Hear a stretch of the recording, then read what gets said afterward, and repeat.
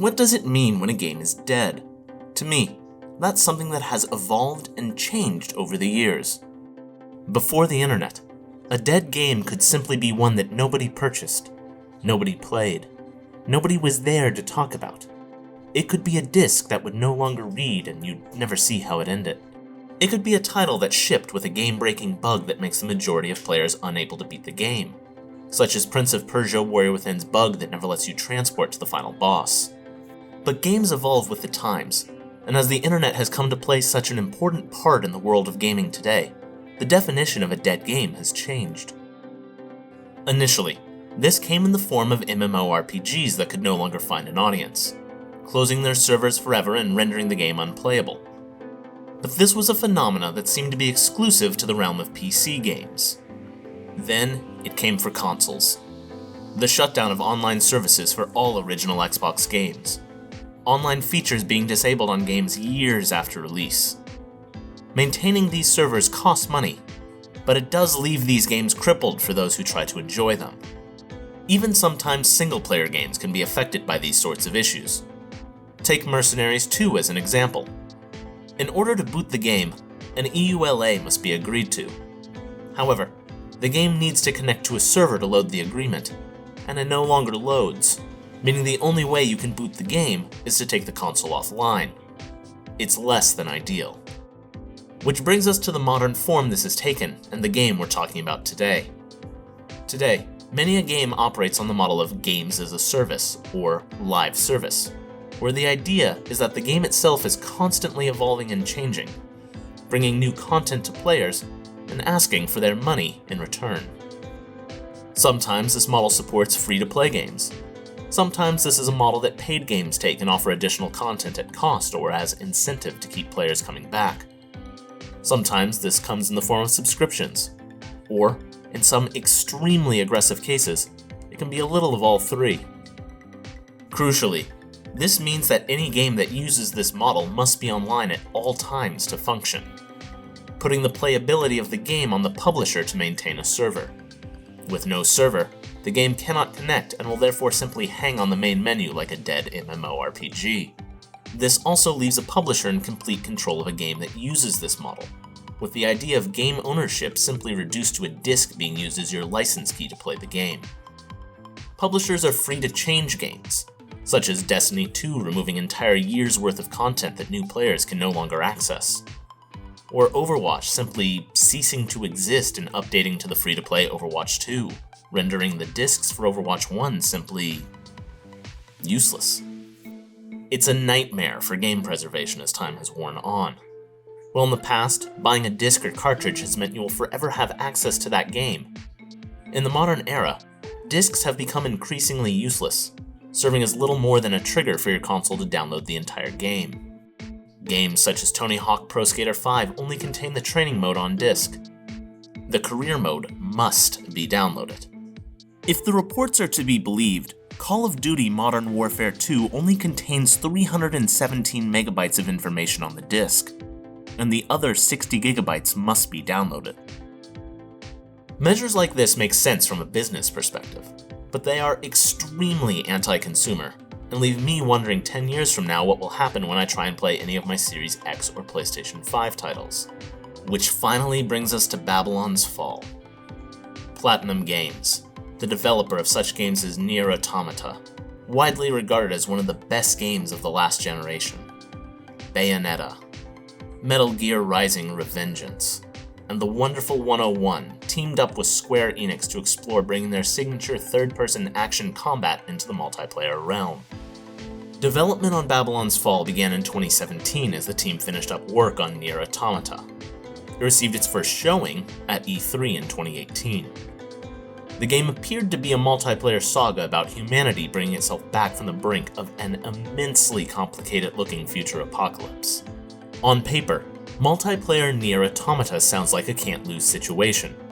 However, the game failed so spectacularly that it was pulled from shelves 6 months after its launch, and will shut down and be rendered unplayable less than a year after its release. Today, we'll be booting up my PlayStation 5 to take a look at the final product, the end that looms for this game, how it came to be, and to steal a phrase somebody much better than myself at this uses ever so often. Babylon's Fall. What happened?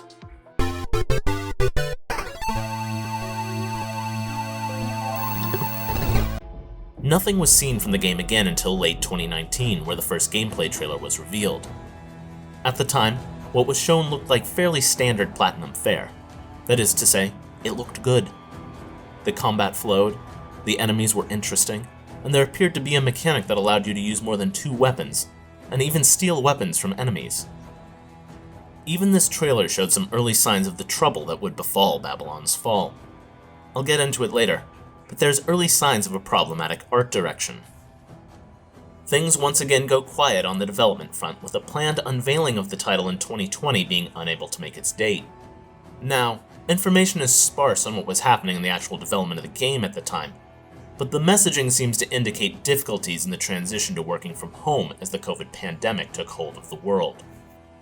Babylon's Fall re-emerged at E3 in 2021 looking a little different.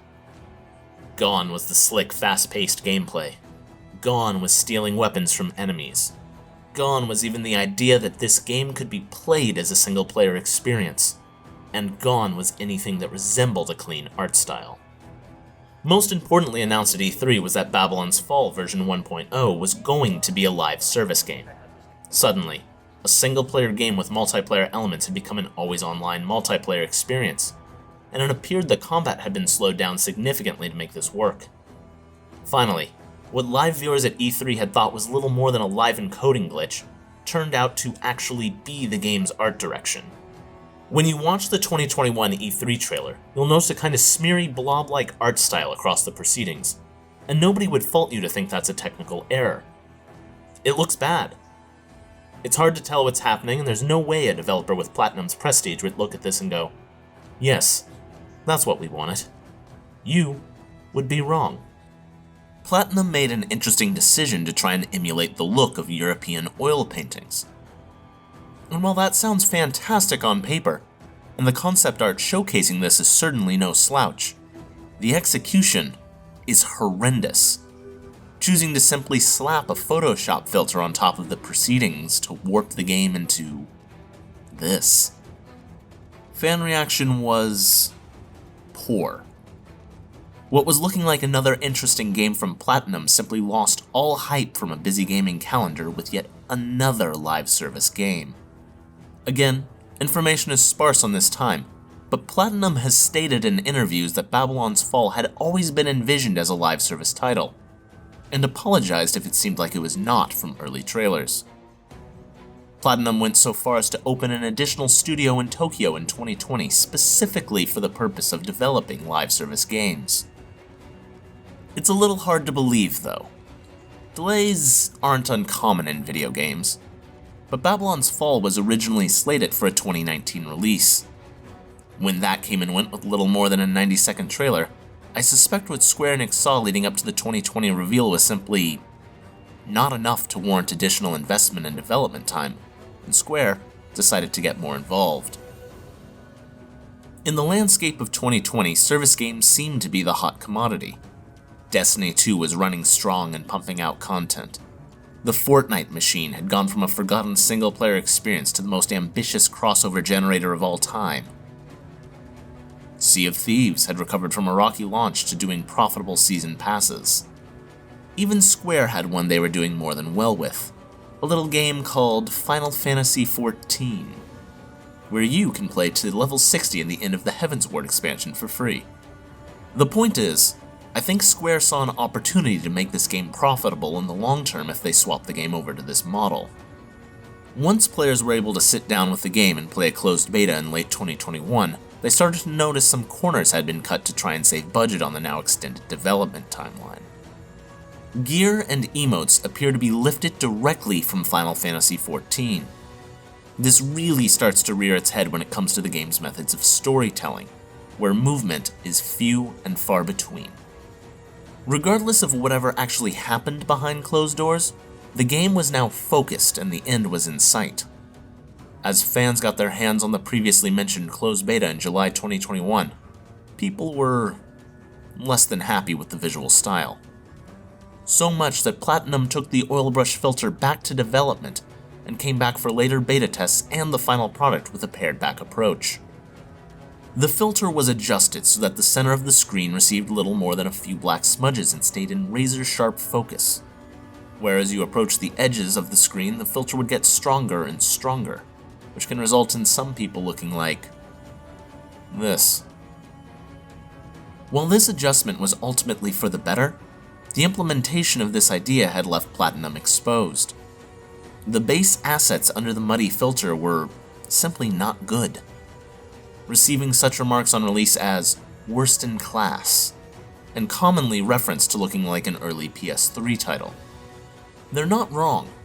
This is an ugly looking game. There are moments of curated beauty where things come together and paint the tapestry Platinum was looking for. But usually, it's nightmarishly bad. This is one of the game's better moments, a part of the cutscene leading up to the final boss. This is the same cutscene not 30 seconds before. This is a PlayStation 5 game released in 2022. Calling it worst in class might not be harsh enough. Babylon's Fall finally hit store shelves on March 3rd, 2022, and it immediately stayed put. While sales numbers are tough to pin down on the PS4 and PS5 versions, in Japan, they debuted at 27th, only selling 2,000 copies each in their first week. Where Babylon's Fall found its way back into the news cycle was when people started to track the Steam numbers, finding only 1,200 people playing the game on launch day, with very few returning, leading up to a storm of clickbait articles in early May proclaiming that there was only one player left logging into the game on Steam. For a live service game, you cannot sustain yourself without a stable player base who will continue to spend money on your product. And having only one active player on one of your platforms is an extremely concerning sign. The media onslaught was strong enough Square and Platinum had to release a statement promising the game wasn't dead, and that they were going to continue to develop content and not scale back the game at all. And so the first 2 seasons of additional story content released, focusing on slowly but surely continuing the events of the main game, although admittingly the story being woven in these new chapters is not particularly interesting. Finally, as the last of the story content for Season 2 released, the hammer fell. In September, Square announced the impending shutdown of the game on February 28, 2023. Season 3 was cancelled. One last repeat of Season 2 would be run for any players still remaining, and the game would be quietly shut down less than a year after its release. With the announcement came the removal of the game from storefronts. Suddenly, you could no longer buy the game on Steam. Retailers were told to remove discs from shelves and destroy them. If you were lucky, GameStop employees would give away the copies they could no longer sell, and the only way to play the game now was to find a disc. Platinum has been on the apology tour since, stating that while they cannot reveal the why, that's up to Square, they are very sorry for what has happened with Babylon's Fall. They also say they are not deterred from live service gaming. Explaining that to them, live service games have 2 pillars: the fun gameplay mechanics and the live service elements. Both need to be strongly aligned in order to create a good experience. However, if you read between the lines, there's something you can glean from that. To me, that reads that too much focus was put on one of these elements, and subsequently, the game was unable to attract players that would stick around. So, as far as being a game, where did Babylon's Fall go wrong? Babylon's Fall starts on an intriguing note, then stumbles almost immediately. The game casts you as a prisoner of something. The implication is war, but it's never outright stated. You are brought to Neo-Babylon in some undated future. As prisoners, you are voluntold to strap these devices to your back known as Gideon coffins, which will enable you to have an almost superhuman-like fighting ability, but come at a cost, as you are now slowly dying. Most people who put one on die immediately, but of course, not you and your created character. The created character system in the game is solid, and smartly they allow you to go change your appearance for free at any time. It's nice to have that for once. Once past this opening, the storytelling takes a nosedive. Cutscenes become still frames of pictures moving to other pictures, or characters standing around using emotes from Final Fantasy XIV to animate. It's a sad effort, and extremely distracting how low the production value is. You're given the general goal of put out the blue sun, which is apparently causing a skin disease that is slowly killing everyone. Most notably a young man named Lycus, who the game really wants you to sympathize with, but doesn't really earn it.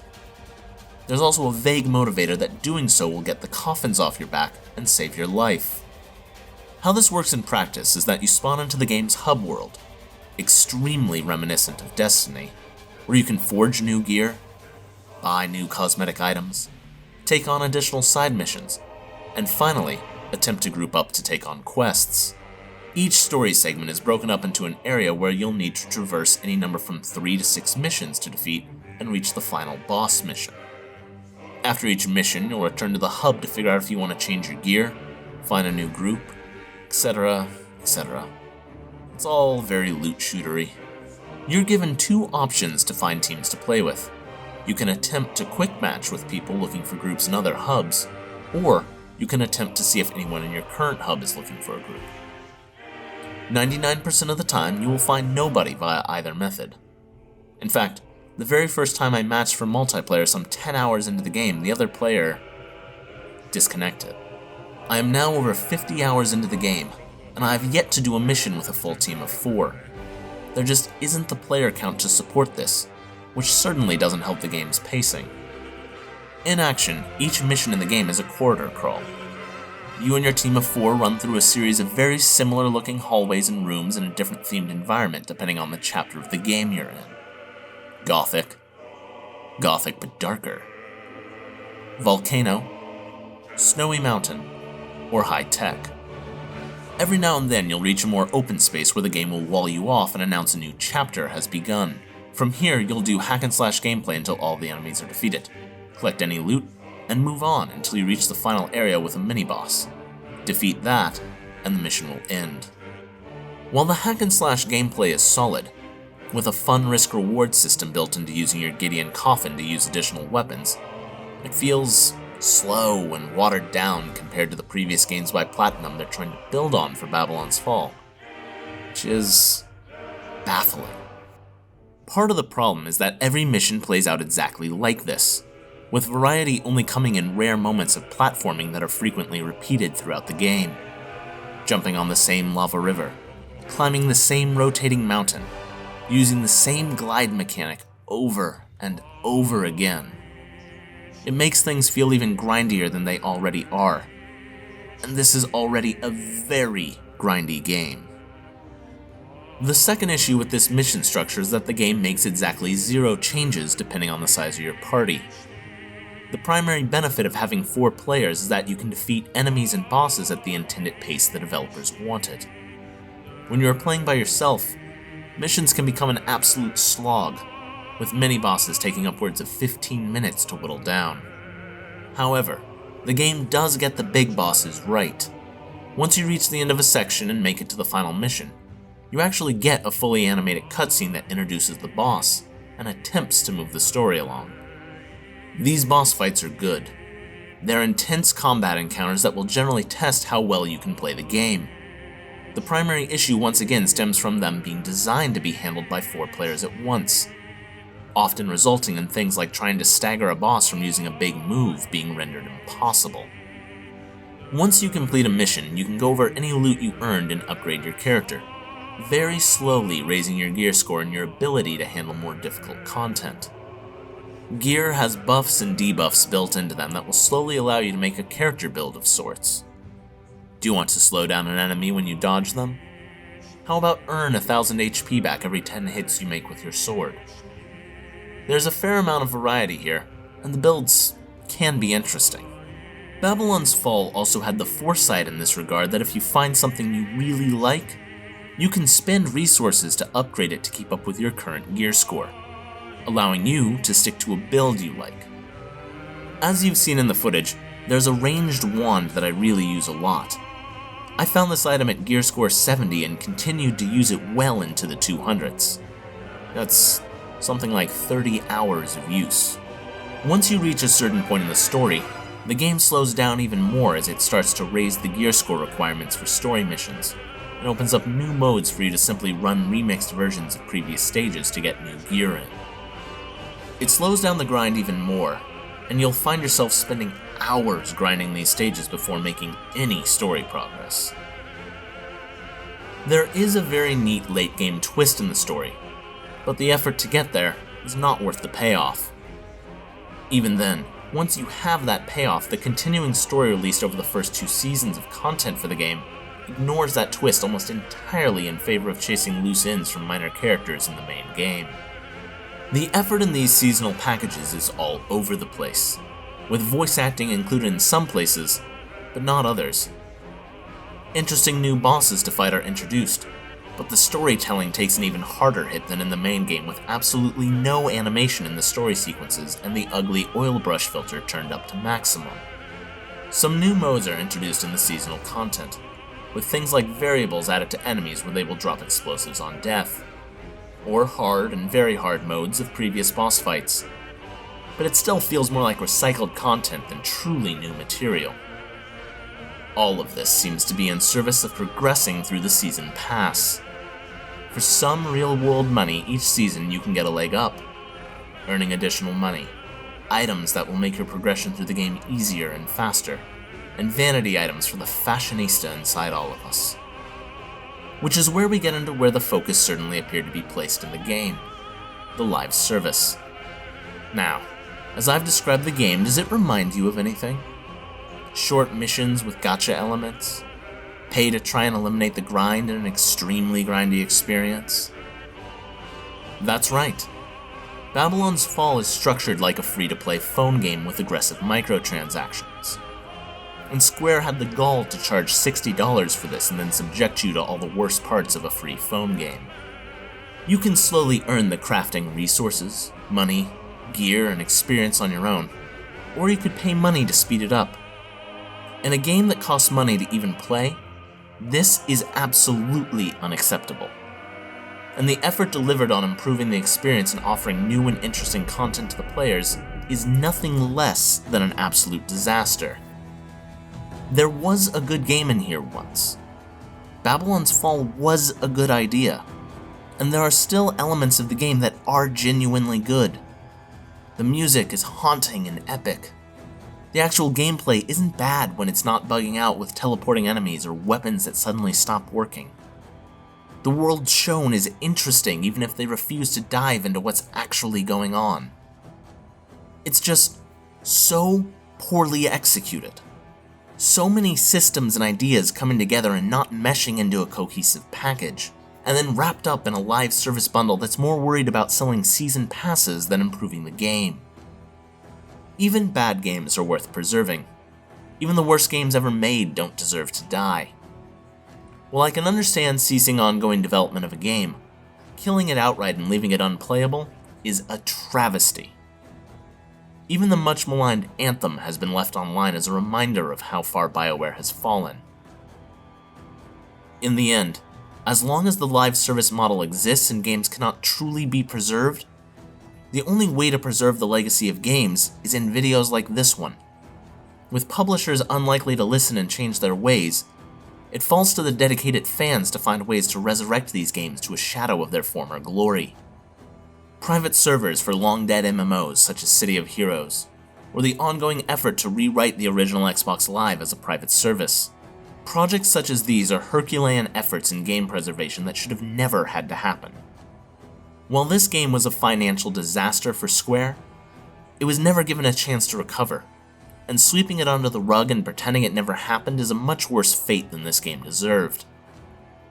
If you happen to have a copy of the game, you only have until February 28, 2023 to play it, until it becomes little more than a physical monument to flawed ambition and disastrous execution.